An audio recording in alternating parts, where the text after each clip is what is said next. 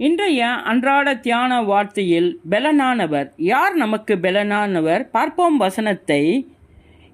என்னை பலத்தால் இடைக்கட்டி என் வாழ்வை செபைப்படுத்துகிறவர் தேவனே. சங்கீதம் 18வது அதிகாரம் 32வது வசனம்.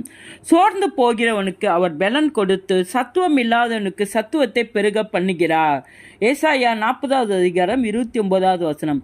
யுத்தத்திற்கு நீர் என்னை பலத்தால் இடைக்கட்டி என் மேல் எழும்பினவர்களை என் கீழ் மடங்க பண்ணினீர்.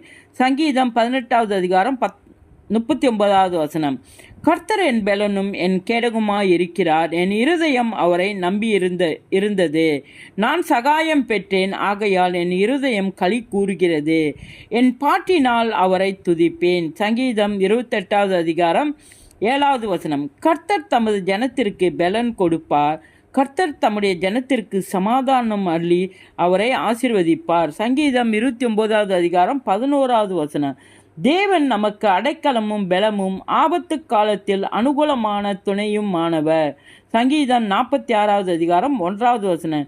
என் பெலனே, உம்மை கீர்த்தனம் பண்ணுவேன். தேவன் எனக்கு உயர்ந்த அடைக்கலமும் கிருபையுள்ள என் தேவனுமாயிருக்கிறார். சங்கீதம் 59வது அதிகாரம் 17வது வசனம். கர்த்தருக்கு காத்திருக்கிறவர்களோ புது பலன் அடைந்து கழுகை போல் சட்டைகளை அடித்து எழும்புவார்கள்.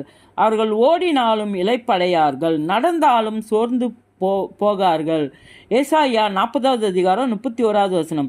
ஆண்டவராகிய கர்த்தர் என் பெலன். அவர் என் கால்களை மான்கள் கால்கள் போலாக்கி உயரமான ஸ்தானங்களில் என்னை நடக்க பண்ணுவார்.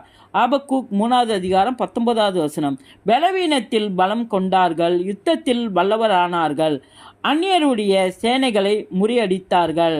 எபிரேயர் 11வது அதிகாரம் 34வது வசனம். இயேசுவின் நாமத்தில்.